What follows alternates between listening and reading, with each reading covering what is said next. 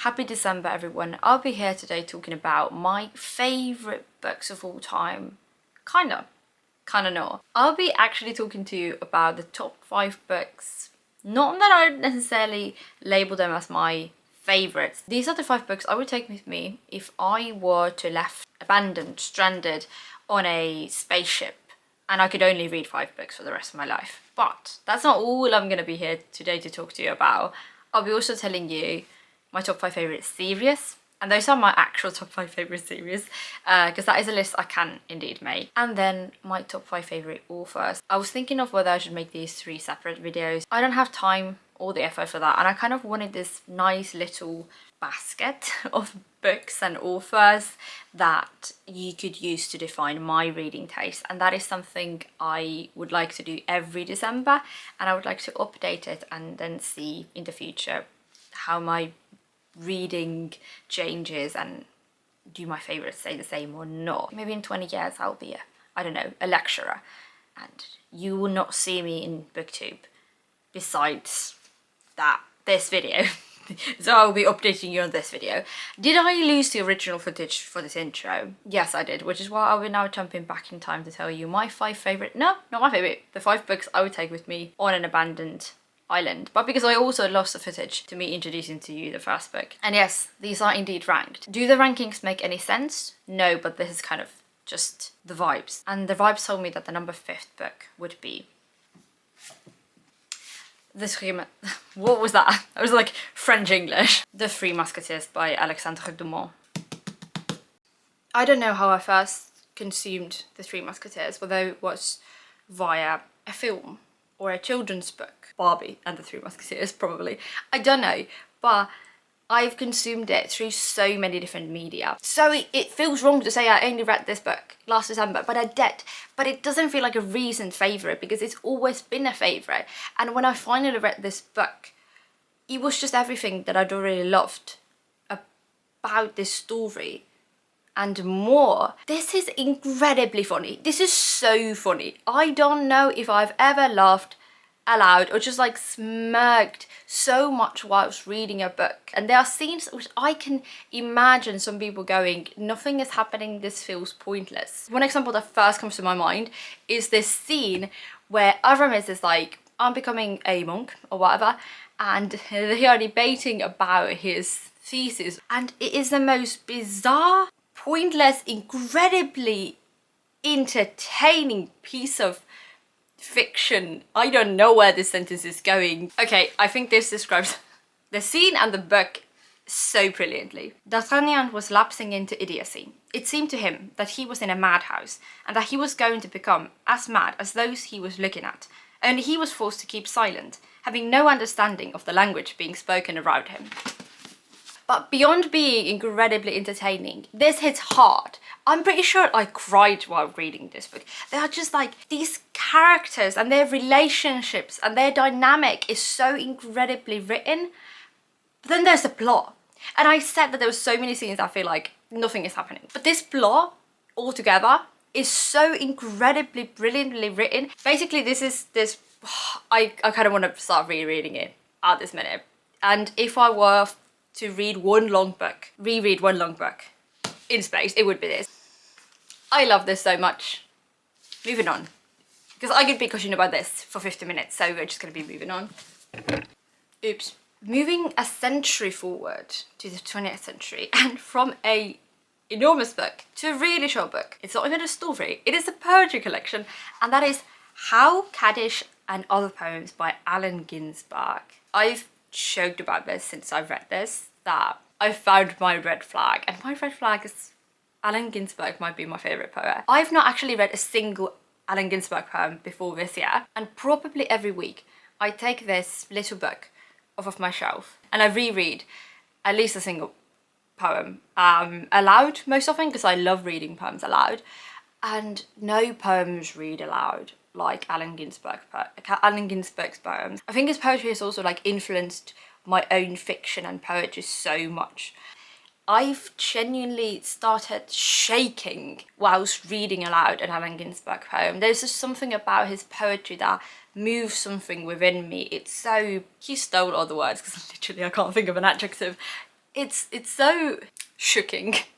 I don't know what word to use, but it's basically, it's just the words. My favourite poems from the collection, my favourite poem is Lysergic Acid, which might be my favourite poem of all time. Some of my other favourites include Poem Rocket and Song. Those are the only ones that I've dog-eared for some reason. Okay, I'm gonna actually read something from here rather than trying to speak words, because I can't draw any words at the minute. It reads like the thoughts that enter your mind right on the border of falling asleep.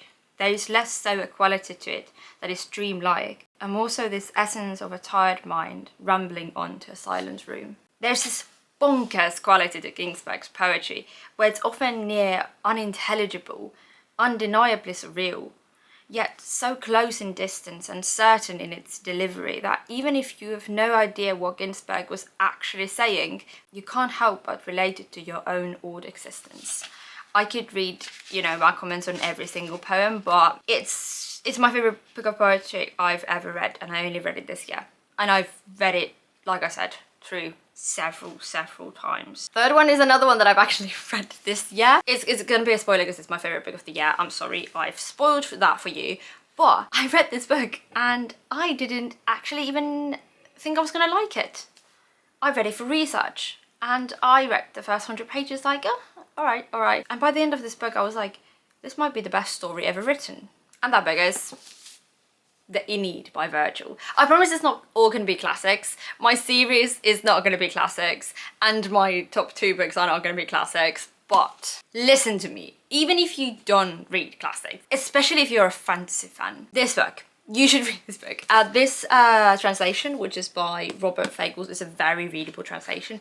Yes, it is a vast translation which might intimidate you, but it's written in a very readable way. I don't know how to put it, because when I was reading, I didn't know if I really even enjoyed the translation, but it's the translation I probably recommend. It's so good. It's so good. I'm gonna be calling it the ANAs from here on out because I don't like the English translation of the name, The Aeneid. How do you get from the ANAs to The Aeneid? I don't usually like war scenes in written fiction. I love war scenes in like film and TV when they're executed well.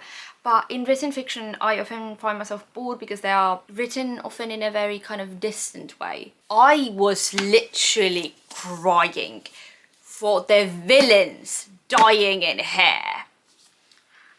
I have no words. I don't usually even get this captivated and kind of get this caught within a modern story, get this invested in characters in a modern story. Yes, I get invested and I fall in love with them, but be so emotionally impacted by characters. And I would say there are no heroes and villains in here, because Virgil makes you hate and love everyone, absolutely everyone, and he makes you understand everyone. And you think, this man was alive 2,000 years ago. How do we still have wars? How do we still kill each other? And how have we done it so much for the last 2,000 years when there were people alive 2,000 years ago who understood the horrors and absurdities of war so brilliantly? I can't do nothing but read your quote. Like, it would be a disservice to try to describe this book.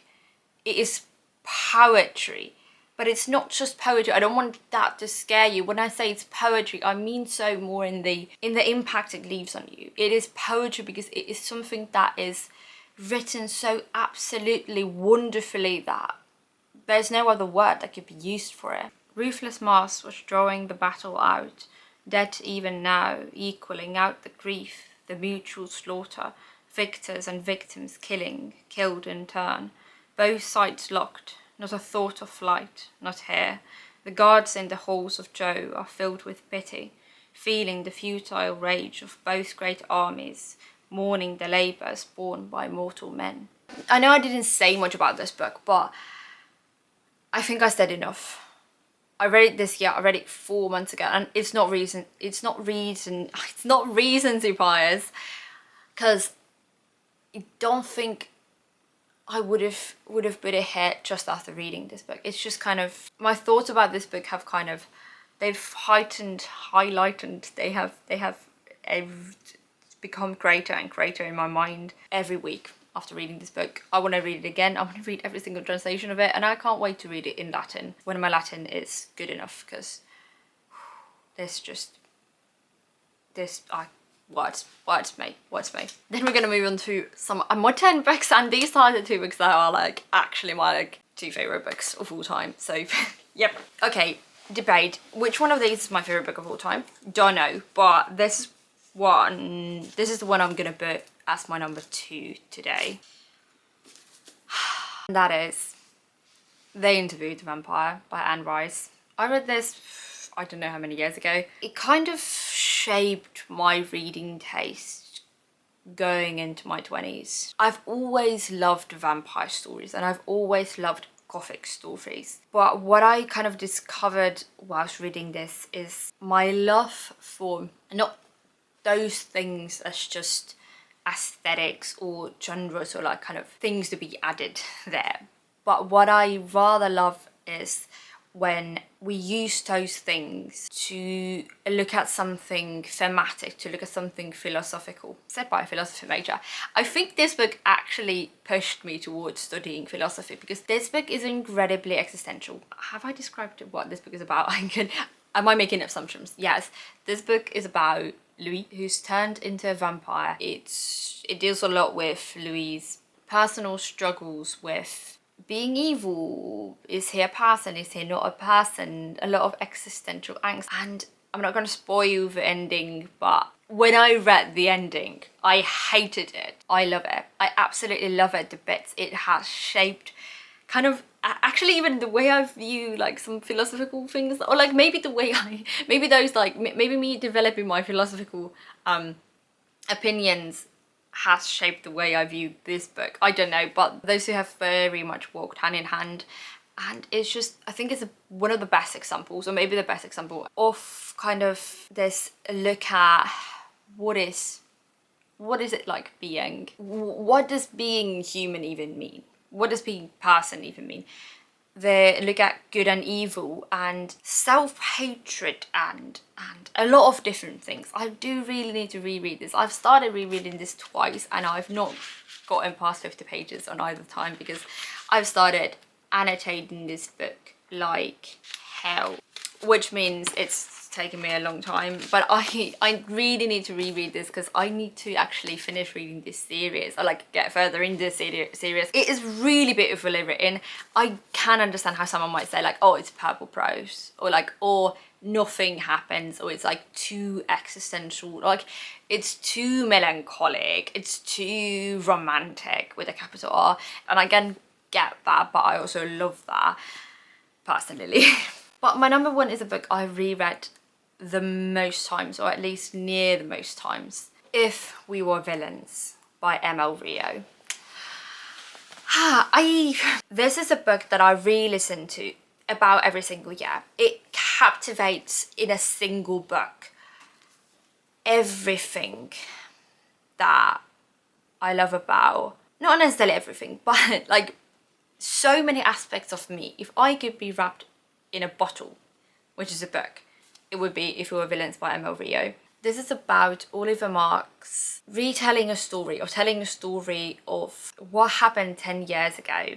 Right now he's being released from prison. What happened 10 years ago when he was a student at a conservatory studying Shakespearean acting. What happened within his group of friends, because something went wrong, someone ended up dead, and he ended up in prison. It's not a mystery story. It's not a thriller even. It is about Shakespeare, obsession, friendship, the destruction of friendship, love, obsessive love, hidden love, secrets. This book has got so much in it that it drew away all my camera battery.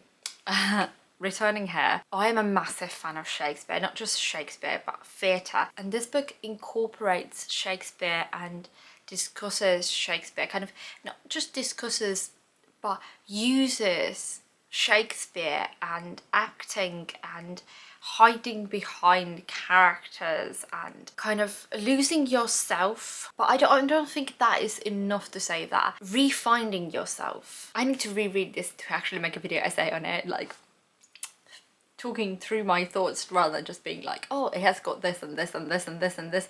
But basically, everything about this book incorporates what I want in books. Can I talk about it? No, I can't talk about it well. Is this a perfect book? No. Is this the best book I've ever read? No. But there is something so me about this book. Something about this book just speaks to me every time I read it, every time I reread it, every time I'm not even reading about it and I'm just thinking about it in such a kind of different level than anything else that I can't call nothing else but this my favourite book of all time. I think it's brilliant. It's absolutely brilliant. It's stellar. It's blah. Should I be talking about actual like sense about this book? Yes. Can I? No, and I think that just shows the level of favourite that it is. I just love being lost within these pages, and this is a book that really captivates you, like in a way where it really puts you within this story. And I know that's not for everyone. I've had people critique it for being a bit too distant, and I would actually personally want it to be longer, and I would actually think it would benefit from it being long. I could critique a lot of places within this work, but it's so brilliant, and the parts that shine so brightly that I don't care about the parts that I could critique, because it's just my favorite book. Like, this is the type of book that I can't talk about it vaguely. I wanna take a scene and I wanna dissect it, but I can't do it here. So one day maybe a video essay or just a normal essay, but this book. So here are the 5 books that are, as of 2023, my favourite books of all time. Or maybe not my favourite books of all time, I don't want to say that. These are the 5 books that I would take with me. If I never had the ability to read anything but 5 books, these would be the 5 books. Except not, because this is a cheat, because this is not going to be just my 5 books. 5 favourite books, or like five books I would pick with me of all the books I've ever read. Now it's 5 books plus 5 series. Me from the future is back to tell you now my top 5 favourite series. And the series at place number 5 is a series I do not own because I listened to these 2 books because it's a duology on audio. It is the only YA book / series in here because I'm not the biggest YA reader, which is why I think this has left even a greater impact on me, because how much I loved it despite things in it that I don't think I usually gravitate towards. Or rather, it has things I usually gravitate towards in a non-typical environment. And that is Six of Crows by Leigh Bardugo and Crooked Kingdom. It is a very popular duology, and it is a duology you see in a lot of people's lists of their favourite books.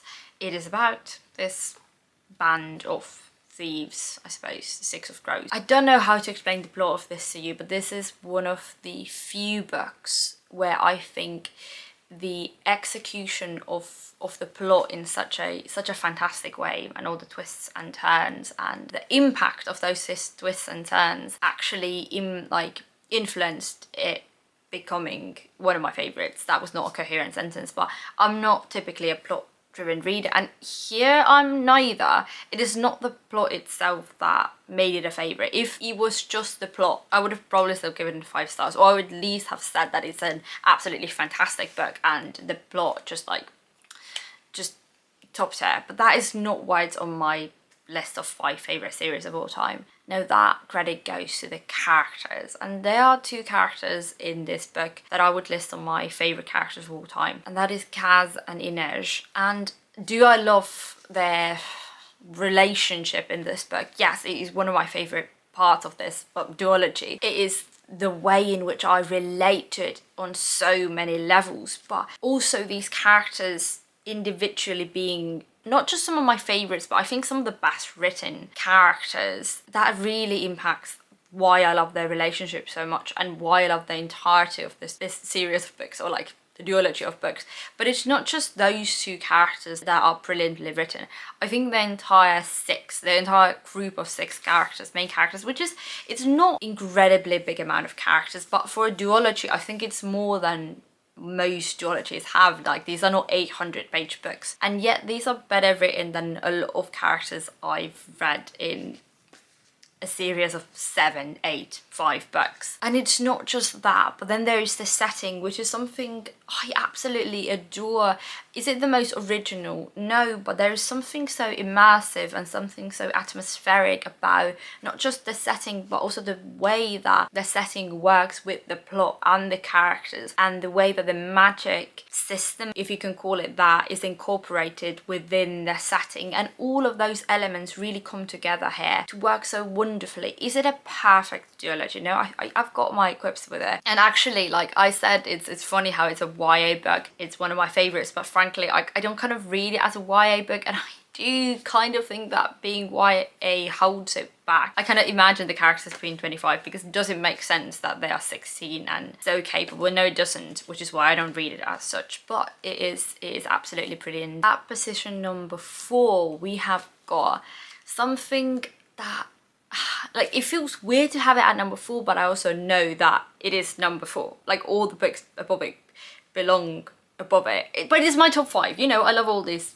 series so much, but this is my most reread / listened to series of books, and that is A Hitchhiker's Guide to the Galaxy. Yes, I'm holding the first 3 books. These are what I would label my favorite. I read the 4th one and the 5th one for the first time this year, and I enjoyed the 4th one quite a bit. Like, I would still count it to include it here, but I listened to it on audio, so I don't own it. And the 5th book is utter garbage. I would want to make a video about why that doesn't work, and why it is rubbish, and why it kind of ruins this series, or it is a rubbish ending. I get what Douglas Adams was doing, but that was not what this series, at least for me, was about. And as a lot of people hated, I think that is the case for a lot of people. I would label this kind of optimistic nihilism. It's absurdist, but there is this optimistic nihilism in it, which I really resonate with. I love existential philosophy. I'm a philosophy major, which I've mentioned already in this video. Shut up about it, you know?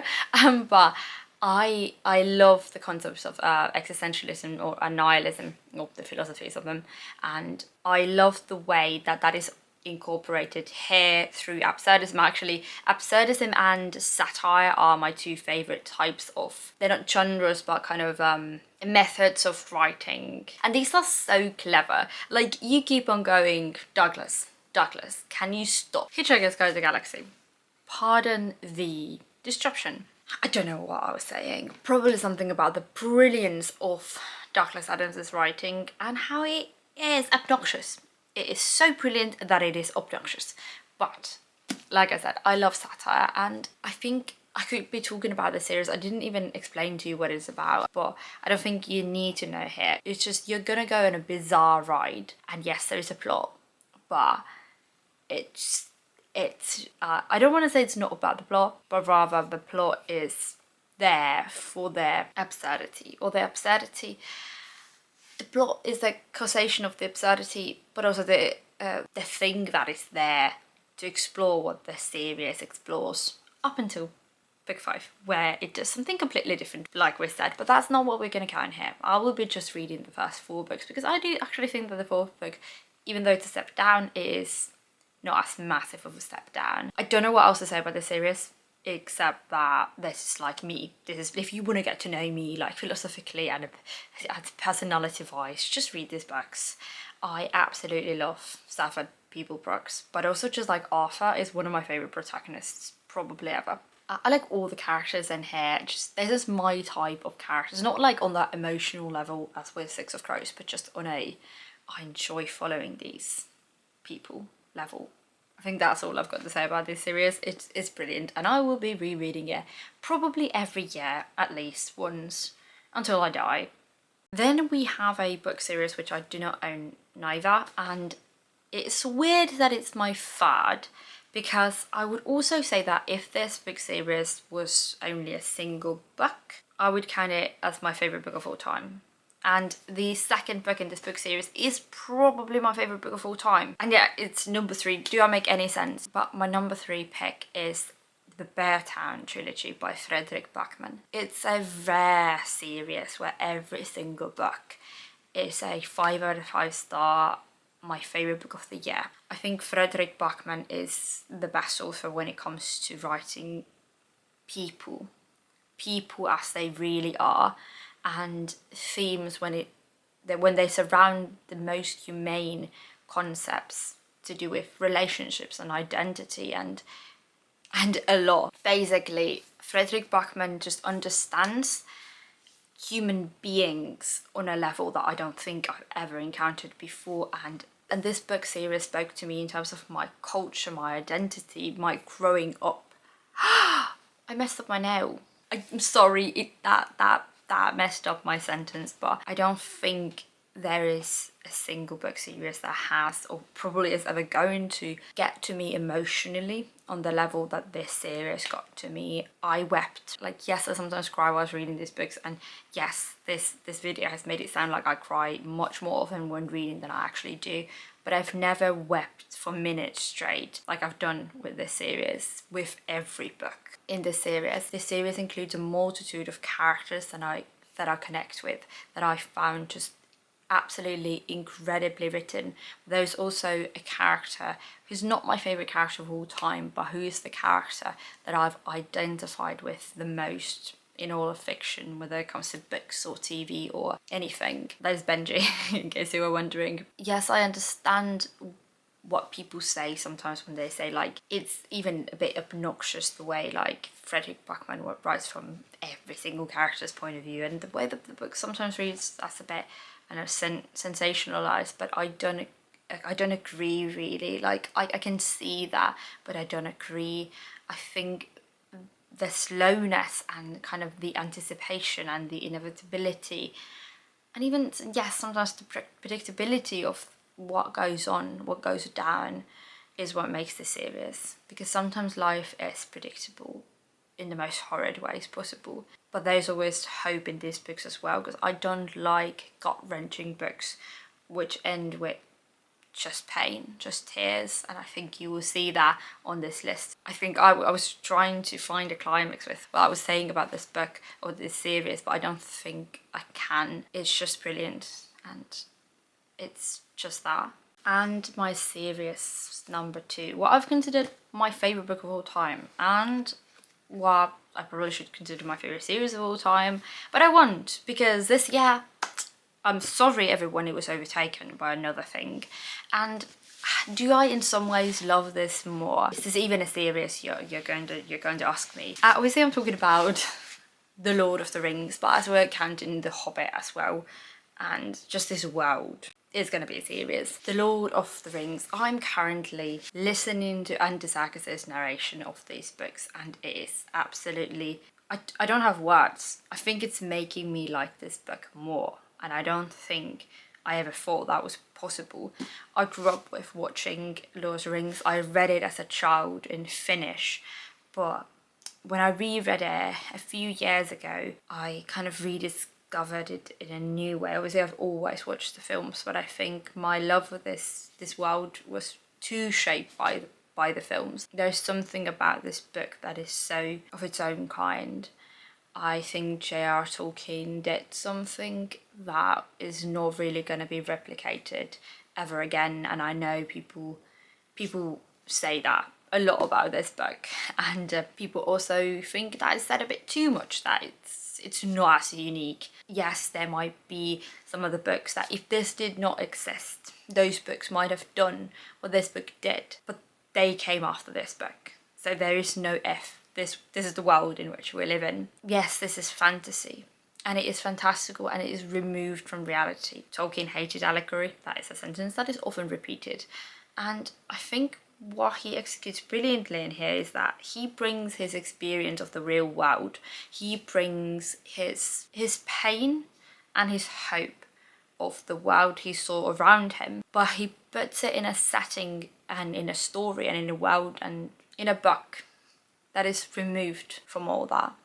This is not the real world in pages. This is fantasy, but its world is real. This is not our world looked through the lens of fantasy, like a lot of fantasy that, you know, I will praise and that I have praised. This is the most realist fantasy world I think there's ever been realised, as its own world, but it also is a reflection and it's a mirror of our world. But it doesn't just reflect the bad and the horrid, even though that is also seen through here, but it reflects those things we forget.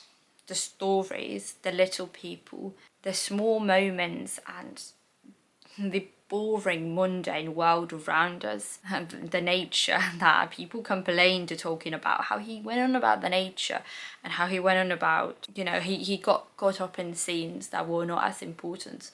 But I think that is what this story is. It's not those battles, it's not the plot, it's not about the destruction of the ring. That is just the inevitable conclusion of it all. That is not at the heart of this story, because at the heart of this story, this is a story.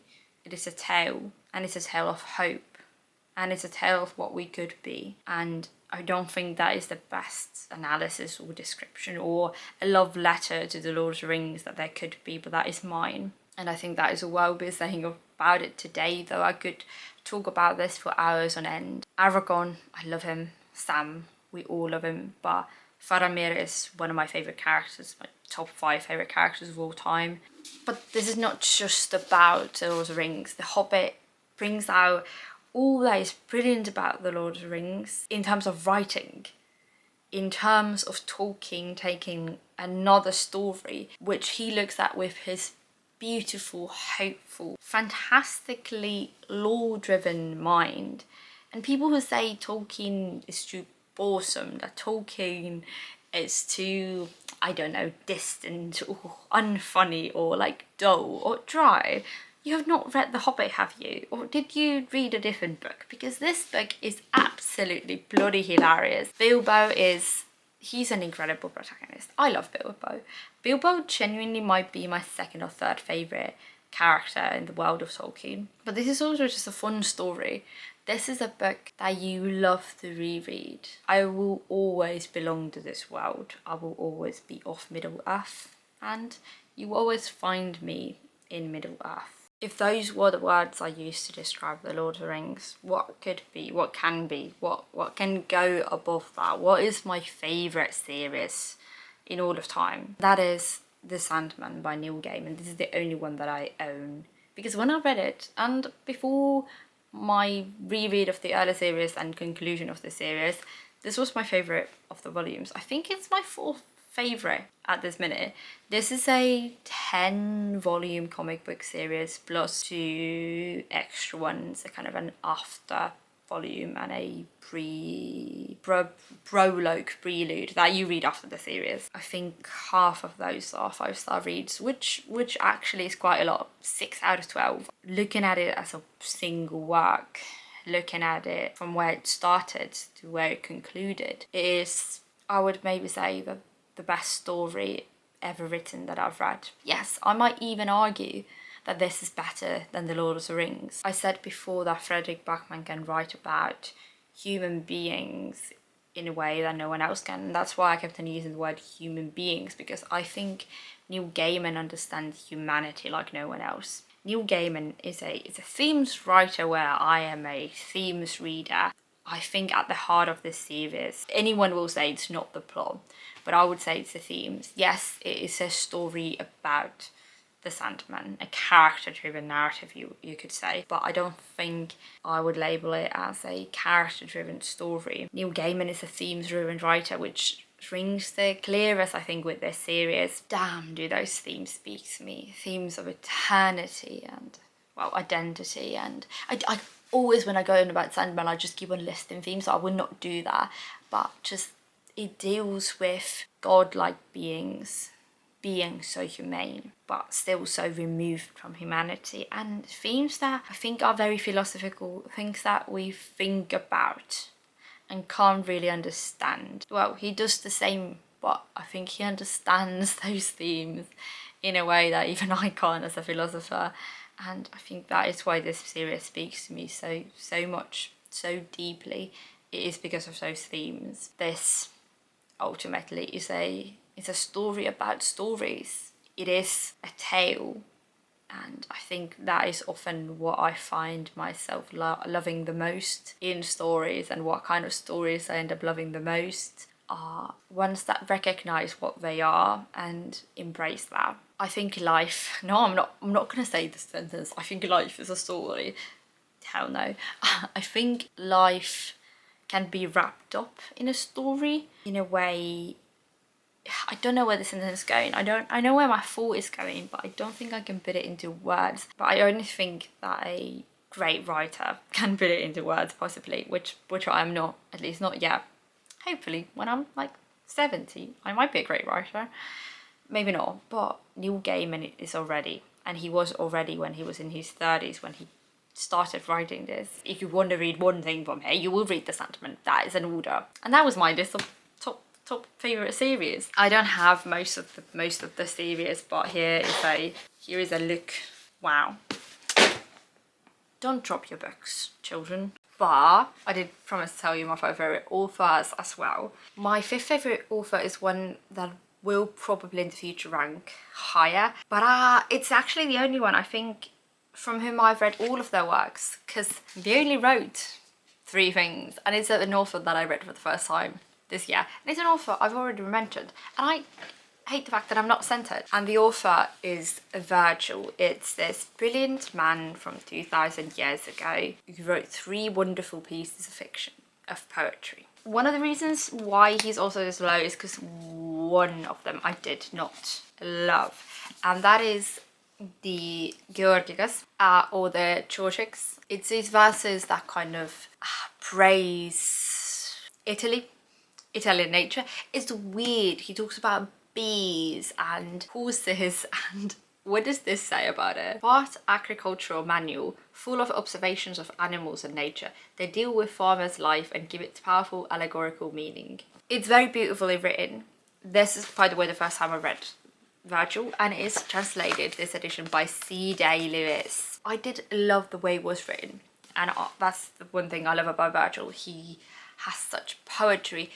Wow, he has such poetry. He was a poet, he has such poetry. But there's just something so undescribable, I think very humane about the way he writes poetry, or the way he wrote poetry. And I think the Georgics is one that I might fall in love with at an older age. Maybe I'm just too young to love the Georgics. I mean, I say he's in my top 5.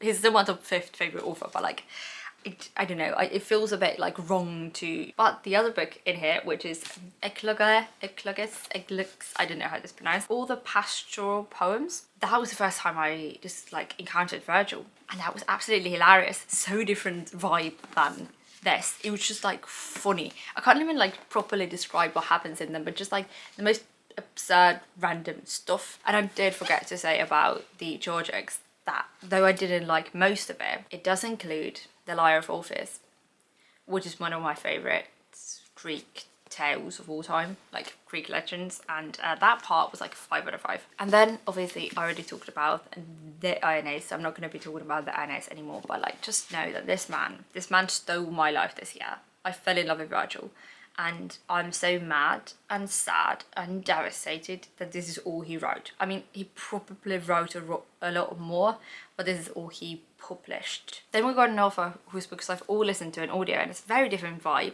It's a YA author called Ibiza Boy. The only book I actually own by them is called Pride, and I will also go through these kind of like in order which I would rank them in.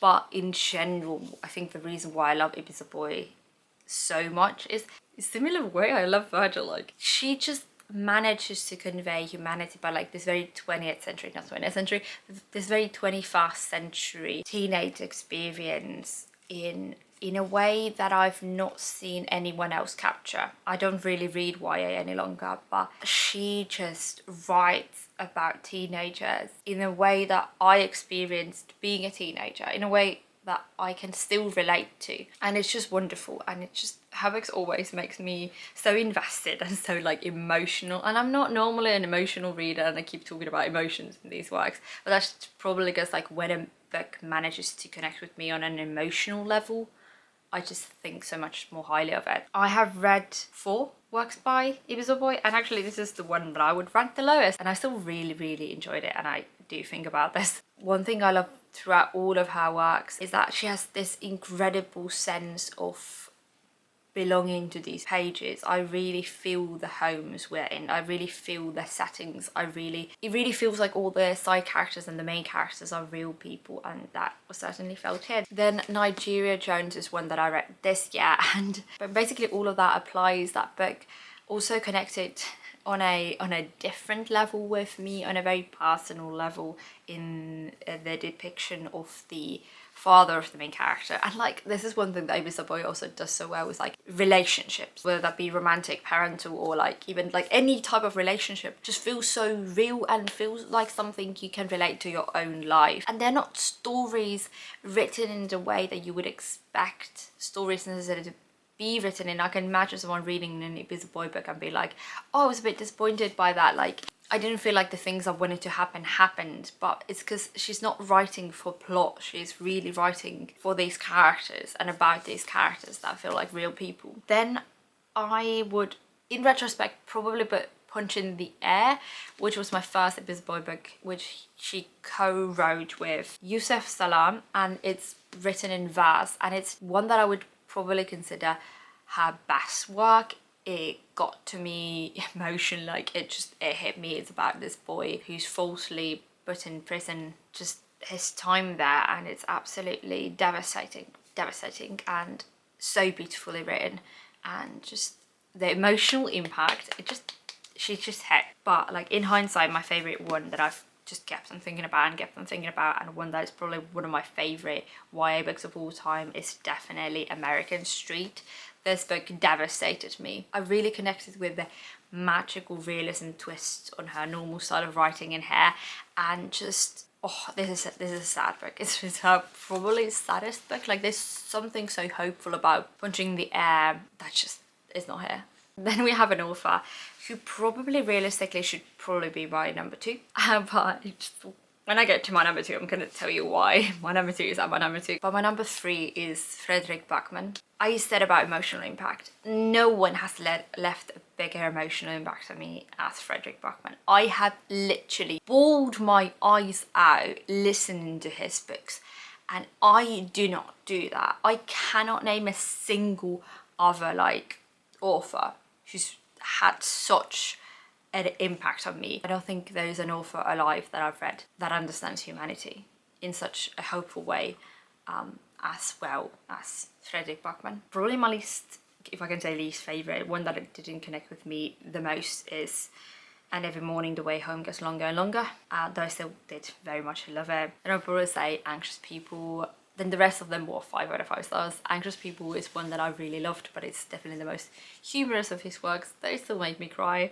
Then I might say The Deal of a Lifetime, though it's still like probably my favourite short story of all time. But just Beartown, Us Against You and The Winners, I just can't get over those books. I think if they were a single book, if we could call them a single book, they would be my favourite book of all time, because I've never connected with a piece of fiction as much as with them. And Frederick Bachman, just anything he will write, I will read, and I need to read his back catalogue. I've just been stalling, honestly, because I'm scared of the emotional impact, and I also don't want to have read all of his works. We've got my second favourite author, who's from the 18th century, and it's the author I first read this year. I can't believe I'm saying this again. It's Voltaire. I know I do like Frederick Bachman as a writer more than Voltaire, but I have got to put Voltaire here because I did say, when we were asked quite a stupid question, not gonna lie, when our professors introduced themselves to us and what lectures or whatever, and we had to introduce ourselves. They were like, tell us your favourite philosopher or philosophical interest or whatever, and I was like, Voltaire. Now a friend of mine came to me afterwards like, you are the crazy person who said Voltaire was their favourite philosopher. And I was like, yes, indeed I was. And I can't get enough of this man. I've now read, well, the first thing I read was Candide or Optimism. Voltaire's philosophy, he writes satire like no one else, and it's dark, black humoured satire with such great philosophy. I think that's kind of why he's here, rather than being like, oh, my favourite philosophers, is because he did write more fiction than philosophy, but he wrote philosophy through fiction. He's throwing so much shade at his contemporaries and I love it. And the two other ones that are shorter works that I've read by him are Micromicus and then this, which is like 7 shorter philosophical tales by him. I just love satire. Satire might be my favourite subgenre, to be honest. When you add that existentialism, when you add that commentary, philosophical ponderings, and when you add that, like, he's just making fun of people he genuinely knew. I love this man. Is this kind of like, do I love him as a writer as much as Frederick Bachman? No, but he's kind of an integral part of me as a person, and especially now as a philosophy student. Yes, we know who my favourite author is. It is Neil Gaiman. He's the author I've read most works from. And I'm not going to go through all of them. I'm sorry, I'm just not. I've not read everything by Neil Gaiman, but I don't think anyone's ever going to top Neil Gaiman as my favourite author. He writes for me. His fantasy is filled with realism. And when I say realism, I mean the real world, the real people, but in the most surreal and inhuman way possible. His characters might not be humans, and when I say they are humane, I don't mean that they are necessarily humane, but they depict something about us and something about more than us. But also he manages to be funny whilst he's at it. He manages to be brilliant in his prose, in the way he crafts narratives, in the way he plots, but in his themes. No one else writes themes like Neil Gaiman. When he deals with existentialism at all, but also like fairy tales. I love fairy tales, and I love how he incorporates fairy tales in a way that is like of our time. He writes kind of like no one else. I've not read anyone who reads like Neil Gaiman. It never feels like Neil Gaiman reads like someone else. He is himself, and he, to me, is the best writer of all time. But my favourite novel by him is probably definitely The Ocean at the End of the Lane. This is, I might call this the most beautiful book I've ever read. It's not quite in my top 5 or even top 10. Never where I didn't love as much when I read it, but I've kept on thinking about this book more than I thought about some of my favourite books, or some of the books I've considered my favourite books of all time. Good Omens, which he co-wrote with Terry Pratchett, has got such a special place in my heart. It's part of kind of my personality, even, if I can say that. Norse mythology is kind of where I found Neil Gaiman. No, it's not, because like I've read so many of his adaptations, or like so many of his adaptations are some of my favourite films or adaptations or stuff that I just always watched.